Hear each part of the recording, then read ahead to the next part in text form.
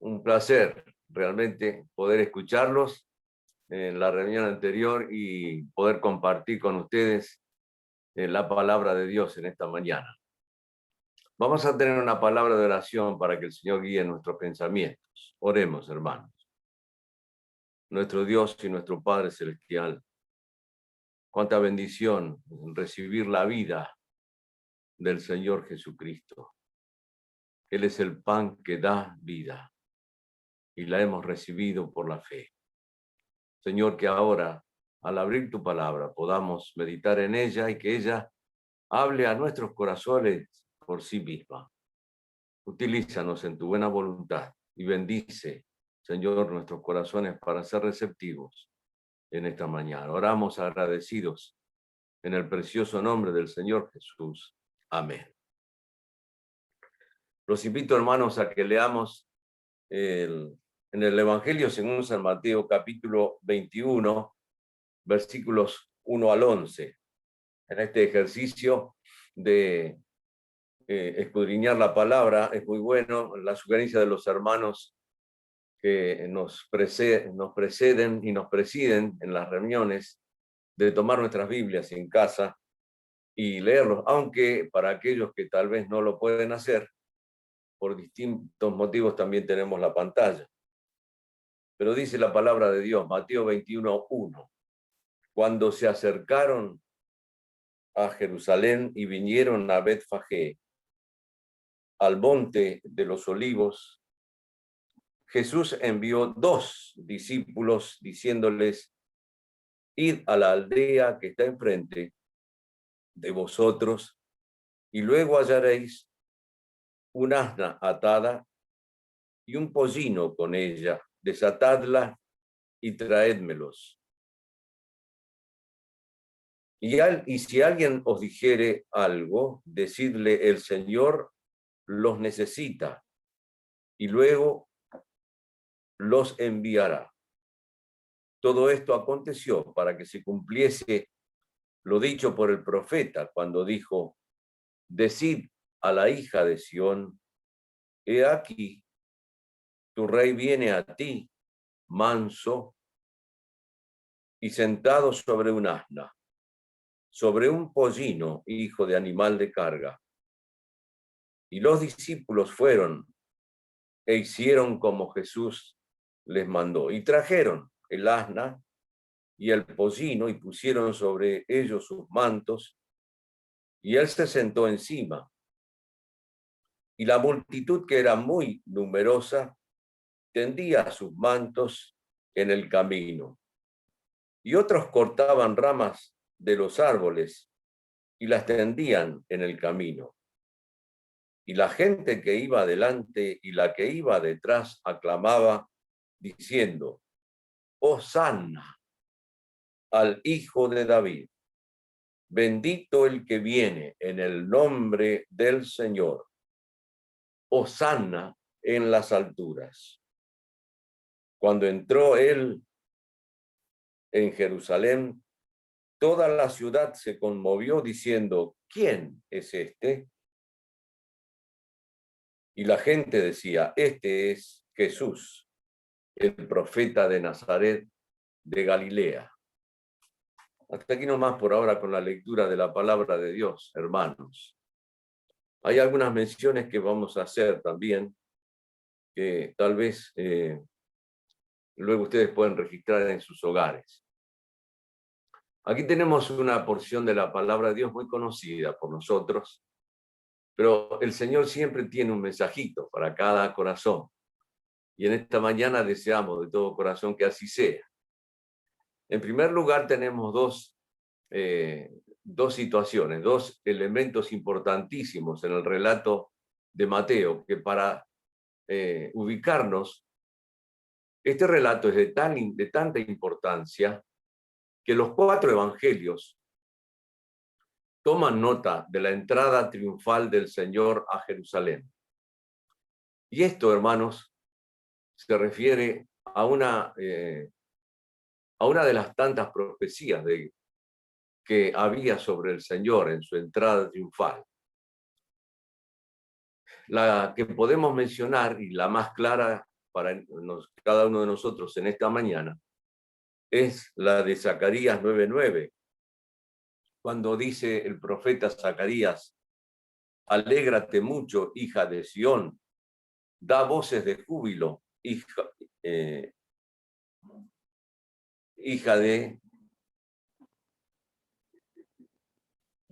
Jerusalén. He aquí tu rey viene a ti, justo y salvador, humilde y cabalgando sobre un asno, sobre un pollino, hijo de asna. Esto nos habla a nosotros de la primera venida del Señor Jesucristo. Notamos que allí el profeta Zacarías nos habla de una condición de este rey que viene en el nombre del Señor. Y como aclamaban todos, Hosana, en el nombre del Señor, Hosana en las alturas, el término Hosanna significa salva, hoy te rogamos. Y hace alusión, hermanos, al Salmo 118, donde encontramos palabras similares a estas que relata el evangelista según San Mateo. Así también, hermanos, nosotros vemos allí la figura del Señor Jesucristo. Entra en Jerusalén, la ciudad eterna. Algunos dicen que llena de esplendor. Hoy tal vez el esplendor está opacado, pero algunos que la miran al atardecer dicen que su color dorado nos hace pensar en la gloria pasada, pero también en la gloria futura de esta ciudad. Allí entraba el Señor Jesucristo humildemente, manso, como dice la Escritura, haciendo referencia a la primera venida del Señor. Esta primera venida del Señor está relacionada con su reinado. Su reinado nos habla de un reinado eterno, de un reinado que ha comenzado allí en los albores de la eternidad con el deseo de Dios de salvar a la humanidad. El hombre caído en sus delitos y pecados fracasa en el Edén y entonces Dios prepara un camino de la salvación por medio de la sangre para que todo aquel que cree en la sangre preciosa del Cordero en la antigüedad y luego la sangre preciosa derramada en la cruz del Calvario, el Cordero perfecto, sea salvo de la ira de Dios que viene sobre esta humanidad perdida y pecadora. Pero también Zacarías nos habla de este reinado eterno y nos habla en su capítulo 14 y el versículo 4, las características de la segunda venida del Señor, cuando ya no va a ser en forma mansa, sino va a ser con gran poder y gloria. Entonces nosotros encontramos en el capítulo 14 de este mismo profeta Zacarías, que nos dice así: y se afirmarán sus pies. ¿Los pies de quién? Los pies de este rey que entró una vez manso y humilde a Jerusalén. Vendrá en gran poder y gloria, con gran poder y gloria, y se asentarán sus pies en el monte de los olivos. Ahora, allí va a haber una modificación geográfica del monte de los olivos. Los discípulos, cuando el Señor se fue al cielo, vieron al Señor ascender y dos ángeles se pusieron junto al Señor y dijeron a los discípulos que estaban viendo ascender en las nubes al Señor y diciéndoles de esta manera: ¿por qué miráis al cielo? Este mismo Señor que ha sido arrebatado de vosotros, así vendrá como le habéis visto. Y en esta profecía y en estas declaraciones de la palabra de Dios está basada la fe de todos los creyentes en este amado Señor y Salvador, que después Juan en su Apocalipsis describe como el Rey de Reyes y Señor de Señores. Y entonces Zacarías, hermanos, nos dice de esta manera: y se afirmarán sus pies en aquel día sobre el monte de los olivos, que está enfrente de Jerusalén al oriente, y el monte de los olivos se partirá por en medio, hacia el oriente y hacia el occidente, haciendo un valle muy grande, y la mitad del monte se apartará hacia el norte y la otra mitad hacia el sur. Y entonces continúa Zacarías con el relato, pero nosotros, por amor al tiempo, ustedes lo pueden leer en sus hogares, hermanos, hasta el versículo 9, Zacarías 14, 4 al 9, encontramos la declaración del Señor viniendo en gloria. Ahora, aquí le tenemos en San Mateo como el Señor manso y humilde que entra en Jerusalén para cautivar, no un reinado en físico, sino un reinado espiritual. Es el reino de los cielos que se ha acercado a la humanidad, hermanos, y para todo aquel que cree provee de una salvación eterna por la fe en el Señor Jesucristo, que muere en la cruz del Calvario. Ahora, es muy bueno que nosotros en esta mañana, hermanos, le reconozcamos como al Rey, el Rey de Reyes y Señor de Señores, y que lo entronicemos en nuestra vida. Muchas veces cantamos ese maravilloso himno: a Cristo coronad, divino Salvador, sentado en alta majestad, es digno de loor. Y claro que sí, que nuestros corazones que han creído en Él, hermanos, y que sabemos que tenemos la garantía de su promesa que nos dice: voy pues a preparar lugar para vosotros. Esa garantía para todo creyente aumenta las ansias del cielo y nos permite esperar con la fe puesta en el horizonte celestial, la venida de nuestro amado Salvador, para arrebatar a la iglesia y para llevarla a su seno, para luego se desencadenen en la tierra los más atroces y los más tremendos hechos cataclísmicos predichos en el Apocalipsis. Pero mientras tanto, hermanos, se abre un paréntesis en la historia de la humanidad, y este paréntesis es el paréntesis de la gracia, de la gracia y de la manifestación del amor de Dios, cautivándonos a nosotros para que podamos ser salvos de una perdición eterna. Por eso decimos que todo aquel que cree en el Hijo tiene vida eterna y no vendrá a condenación, mas ha pasado de muerte a vida. Quiere decir que la sangre derramada en la cruz del Calvario es la garantía para todo aquel que cree de que su corazón está limpio, su alma restaurada y su espíritu en comunión con Dios. Y entonces ese Señor que ha sido crucificado pasa a ser el Rey en aquel corazón que ha creído como su único y suficiente Salvador personal.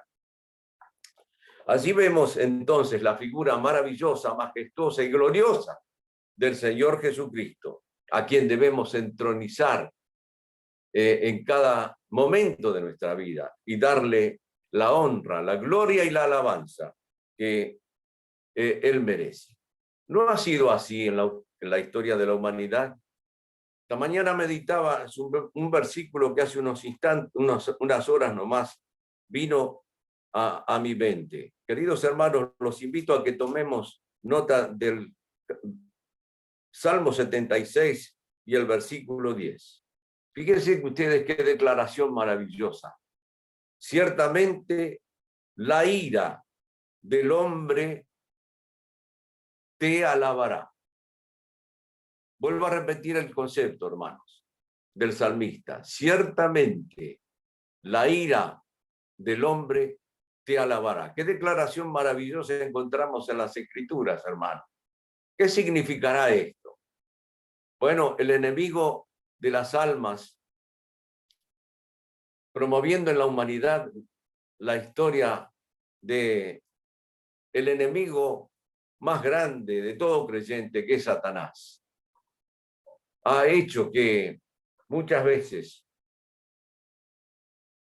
el pueblo de Dios fuese perseguido, el nombre de Dios sea perseguido, el pueblo de Israel sea perseguido.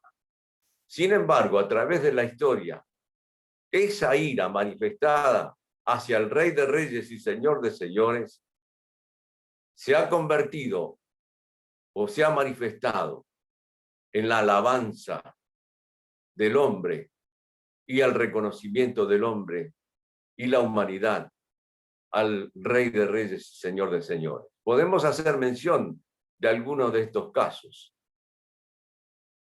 Allí en Génesis encontramos la historia del tierno y dulce José, un niño que era preparado por Dios para grandes cosas. Sus hermanos, viéndolo cómo crecía espiritualmente, envidiosos, lo vendieron a hombres perversos. Estos, a su vez, lo vendieron a otras personas, pero Dios tenía preparado un camino para José. La ira de aquellos hermanos se transforma luego de muchos años en que José es la persona indicada para llevar al faraón de Egipto a hacer las grandes preparativos para que el pueblo de Egipto y toda la historia de Israel y del pueblo de Israel esté solventada en aquellos preparativos que había hecho José como el segundo después de Faraón. Pero llegan los hermanos y él se da a conocer. Y en medio de las lágrimas de aquel corazón tierno y dulce de José, que nos habla y nos hace recordar al corazón del Señor. Hay una frase de José que nos habla a nosotros, que no hay en él remordimiento, ni hay en él odio a sus hermanos, sino diciéndole a sus hermanos, no lloréis, pues Dios ha preparado todo esto para bien. Qué notable, hermano, que la ira hacia un siervo de Dios, Dios la transforme en alabanza. Así vemos a través del tiempo cómo, en el caso de los predecesores, de los precursores del Evangelio, vemos a un Juan Hus, que fue quemado, uno de los paladines de la historia del Evangelio, predicando en medio del oscurantismo de la iglesia de Roma, llevaba el Evangelio, pero fue quemado y sus cenizas fueron arrojadas al río. ¿Por dónde pasaba aquel río? El testimonio firme de Juan Hus fue el calor que encendió el corazón de los creyentes para seguir predicando el Evangelio. Y se vuelve a repetir la historia, hermano, de aquellos que han dado su vida al Señor y que el Señor, que parece que habían sido vencidos, pero el Señor restituyó aquella ira en la alabanza para la gloria de su nombre. Este es el Rey, hermanos, que un día reinará de mar a mar, por toda la tierra, e instaurará, restablecerá aquello que fue robado en el jardín del Edén. Restaurará todas las cosas, imperará por 1000 años, y luego, junto con los suyos, con la iglesia y con todos los redimidos y los santos de la antigüedad, estará reinando para toda la eternidad el Señor en plena gloria y nosotros los que hemos creído en Él. Pero para no extendernos tanto en la consideración de nuestro amado Salvador, porque el tiempo se va, tenemos aquí el segundo elemento, que es un pollino. ¿Y qué nos habla el pollino, hermanos? Bueno, no quiero ofender a nadie en esta mañana, pero ustedes saben, la palabra de Dios nos habla del pollino como un animal inmundo. Y hace referencia al pollino en la antigüedad, en Éxodo capítulo 13, en la consagración de los primogénitos. Todos los animalitos debían ser del Señor, sobre todo los machos, y los primogénitos de toda familia eran del Señor. Es una ley que el Señor ha establecido. También para el pollino, para el burrito, también para aquel que tal vez era el más rebelde. El pollino nos habla de la rebeldía. El pollino nos habla de que es un animal impuro para el pueblo de Israel. Pero Dios en su infinita misericordia y en su creación establece algo que nos habla espiritualmente a cada corazón, hermano, con respecto al pollino, que es el elemento en el cual el Señor fue montado para ser reconocido en aquella oportunidad. ¿De qué nos habla Éxodo capítulo 13 y versículo 13? Bueno, dice, debía ser redimido con un cordero, mas todo primogénito de asno redimirás con un cordero, y si no lo redimieres, quebrarás su cerviz. ¿Qué quiere decir esto? Al quebrar la cerviz debía perder la vida aquel pollino. No podía ser de otra manera, era un animal inmundo. También redimirás, dice el versículo 13, al primogénito de tus hijos. Qué hermoso paralelo, hermanos, con la palabra de Dios nos hace con nuestra condición de rebeldes, pecadores y sujetos a la ira de Dios. Un día, tú y yo, querido hermano, estábamos en esta rebeldía. Estábamos siendo enemigos del Señor. Pero el Señor con su sangre nos redimió. Y ahí está la figura del pollino relacionada con nosotros. Nosotros somos impuros, hermanos. La impureza del mundo de Satanás y la carne se ha impregnado en el corazón del ser humano. Pero vino el Cordero de Dios y nos ha rescatado, hermanos. Y ahora estamos vivos, como escuchábamos en esta mañana, porque Él nos da, es el Señor que da la vida. Qué lindo esta aclaración de nuestro hermano en esta mañana, de ese sentido que tiene en el original. Es el Señor que da la vida. Nunca está relacionado esto con el pollino y con nosotros también, hermanos. Ahora, ustedes saben que el pollino era un animal de carga, pero también era un animal que no había sido montado. La palabra declara que el pollino de aquella oportunidad, encontrado en un recodo del camino, no había sido montado jamás. Esto era una costumbre para las personas honoríficas.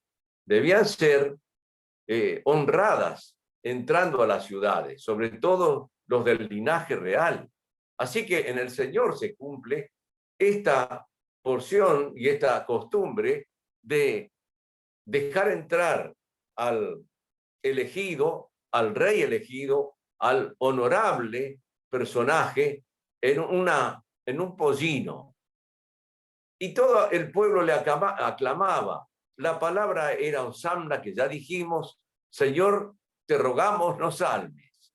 Y entonces cada uno depositaba ramas y palmas de palmera y honraban al Señor. Luego, fíjense ustedes, hermanos, y notemos que aquellos que aclamaban al Señor en ese día de la entrada triunfal de Jerusalén, un día 7 días después le iban a negar y iban a gritar, crucifícale, crucifícale.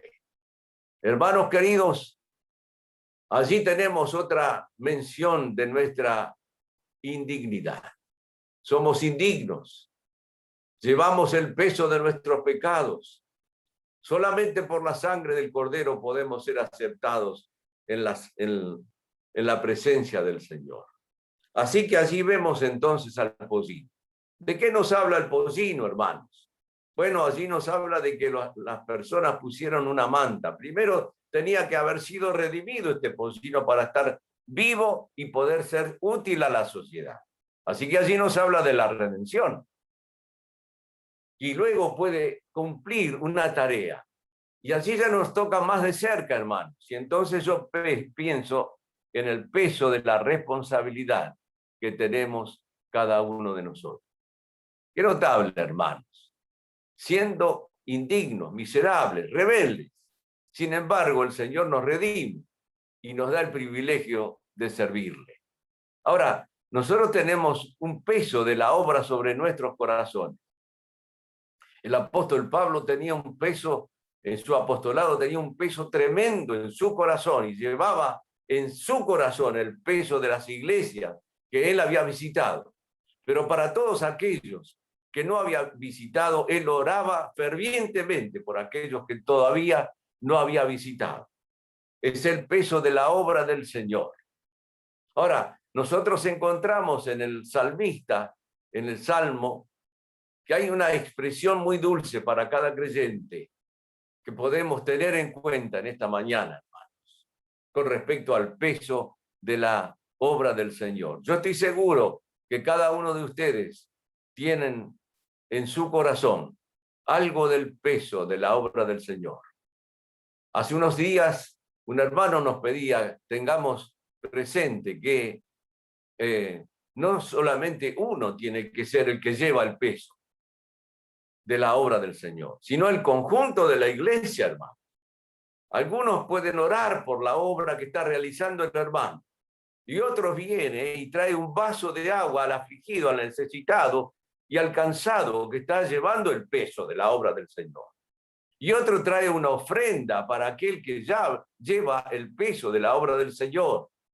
Así la iglesia recauda las ofrendas de los hermanos.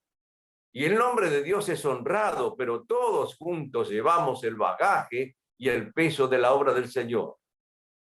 Ahora, el Señor dijo también y declaró, creo que me olvidé de decir lo del salmista. Miren qué expresión tan linda. En esta mañana tenemos la expresión del Salmo que nos habla. David dice, las cuerdas me cayeron en lugares deleitosos. ¿Qué son estas cuerdas, hermanos? Son las cuerdas del amor de Dios, del amor que ha puesto el Señor en nuestros corazones para que nosotros lo difundamos. El Señor nos ha elegido por lo menos para 4 cosas, para que le adoremos, para que le honremos, para que le sirvamos y para que le hagamos conocer, ¿no es cierto? Ese es el peso de la tarea, de la obra que debiéramos tener. Ahora, somos indignos, somos el pollino, hermano, pero el Señor se digna utilizarnos a nosotros. Y tenemos esto que en nuestro corazón sentimos la alegría y el gozo del servicio. ¿Por qué? Porque cada vez que llevamos un vaso de agua o consolamos al afligido, hay un gozo interno en el corazón que nos dice que estamos sirviendo al Rey de Reyes y Señor de Señores. Entonces, nuestro corazón se goza por prestar el servicio al Señor. Y allí están las cuerdas que nos caen en lugares deleitosos. A veces algunos tienen que pasar por momentos muy difíciles en su vida para llevar el peso de la tarea, hermanos. Hay hermanos que son perseguidos, hay hermanos que han sido calumniados, hay hermanos, y vamos a la gran galería de los hombres de la fe, que han sido aserrados, otros separados de sus familias, separados de sus hijos, pero siguieron firmes, como viendo al invisible, de acuerdo al capítulo 11 de Hebreos. ¿Por qué, hermanos? Porque las cuerdas le habían caído en lugares deleitosos de su corazón y se gozaban en lo que tal vez podía ser un sufrimiento momentáneo, porque veían al Señor, el arquitecto, fundador y arquitecto de nuestra fe y de aquella ciudad celestial que tiene fundamentos en el cielo y de la cual nosotros aspiramos a estar un día todos juntos a los pies del amado Salvador. Y allí vemos al pollino, cubierto. Pero hay algo más, un detalle. No se sabe la identidad del pollino. ¿Cuántas veces? ¿Por qué? Porque estaba en el anonimato.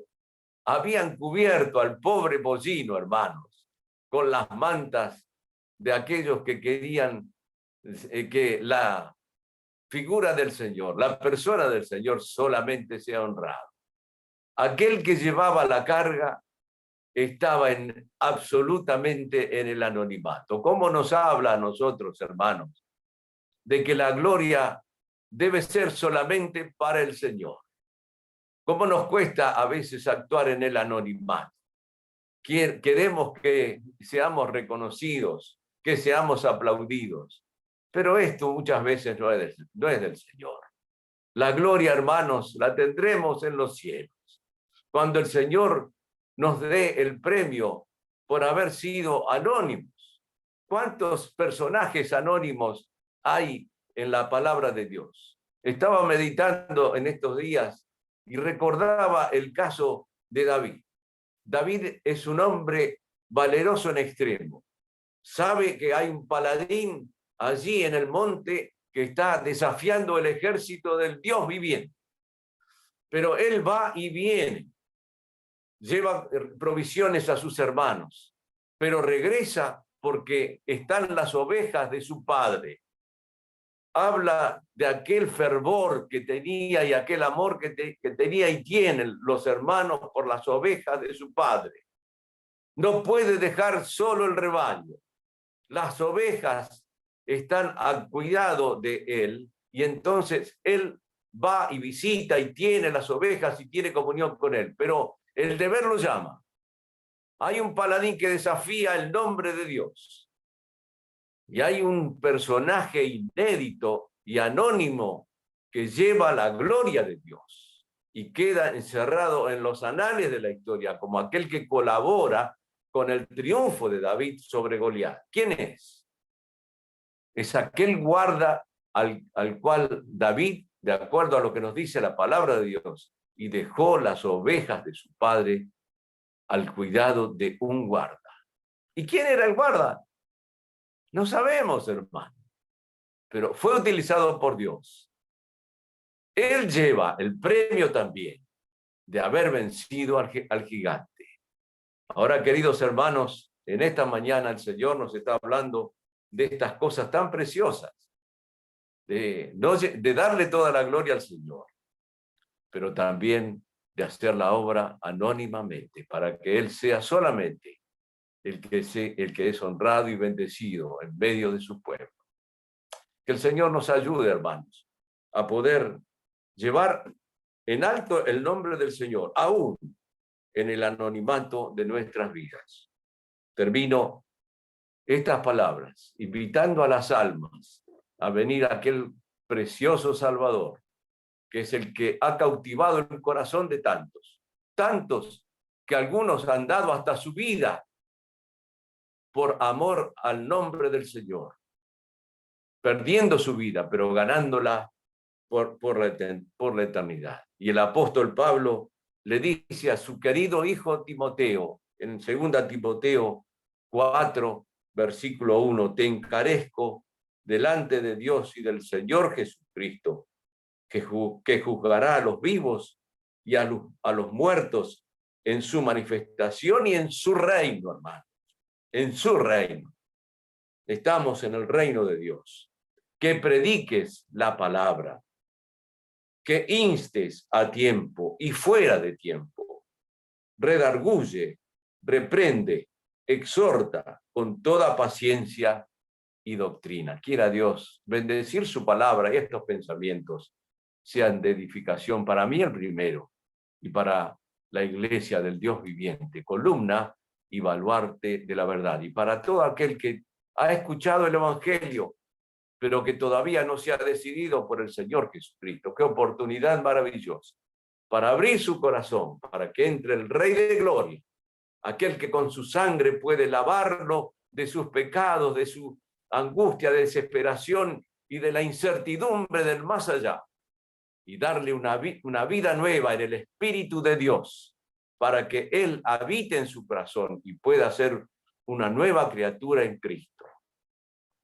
La palabra de Dios dice esto y declara que de modo que si alguno está en Cristo, nueva criatura es. Las cosas viejas pasaron y he aquí, ahora todas son hechas nuevas. Y esto nos habla de esa vida en el Espíritu que hemos hablado, de este reino que un día reinará de mar a mar y de cielo y por la eternidad.